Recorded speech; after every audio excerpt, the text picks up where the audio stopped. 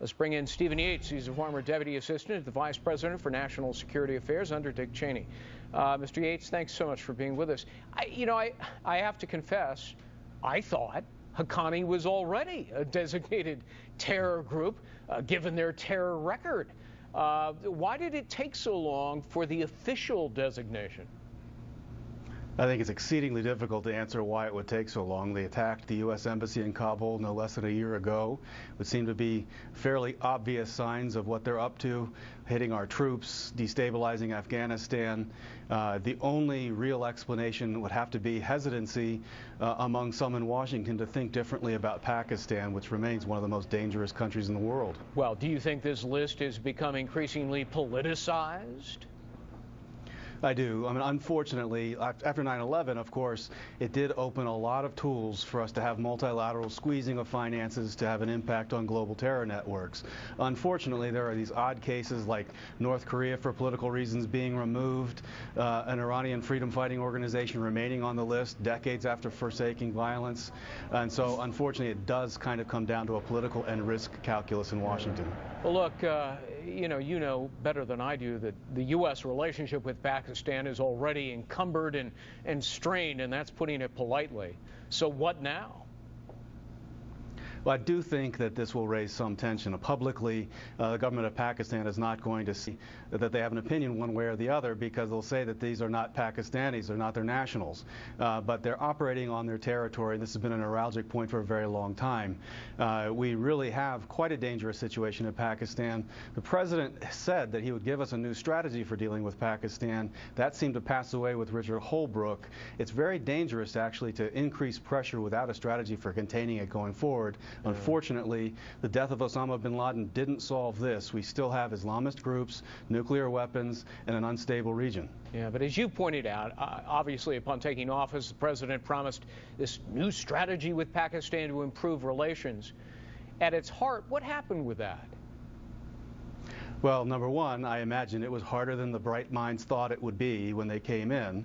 But the reality was it takes a lot of leadership, a lot of focus, and probably some risk-taking to change course, as I say, with a country where nuclear weapons and terrorist organizations intertwine, and the modest issue of wanting to withdraw troops from Afghanistan. I think any hint of tensions rising with Pakistan was keeping them off their political objective of lowering troop levels in Afghanistan. Well, speaking of lowering troop levels there, I want to ask you about that and the impact on Afghanistan and American relations, what this means for the war on terror after this commercial break. Stick around. We'll be right back.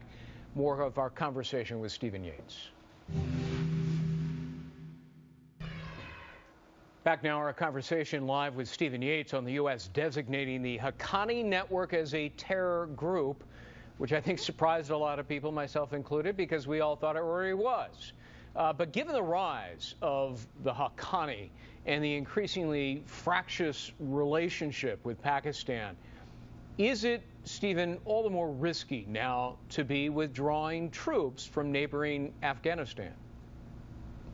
Well, I would say that I have to defer to General Allen on his judgment. He's an absolutely stellar Marine with great judgment. I have full confidence in his judgment. I hope that our leaders in Washington are listening carefully to what he says the security needs are there. I think it is very risky to pull back on our troop level in an uncertain environment where these ungoverned territories of Pakistan continue to have these bad elements running seemingly uncontrolled. What could happen? Well, number one, we could have things spin out of control. There could be another attack where there's large numbers of casualties involving Americans. You have to decide, are you going to retreat in the face of an outright attack on us? There could be unfortunate slippage in the weapons controls in Pakistan, where they would have the world's worst weapons falling into some of the world's worst hands again.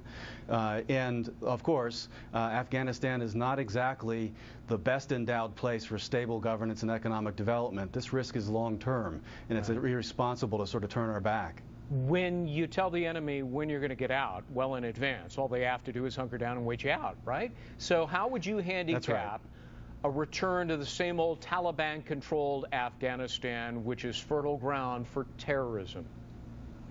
Sadly, I think the risk of that is high if we draw down to zero and there's a perception of withdrawal. And we have just neighboring Pakistan and Afghanistan the situation in Iran. And so the situations that we are facing at the same time that are challenging America's leadership and challenging our will and putting at risk this dangerous and vital region are too many right now. Stephen Yates, thank you very much for your insights. Good to see you, as always. Thank you, Greg.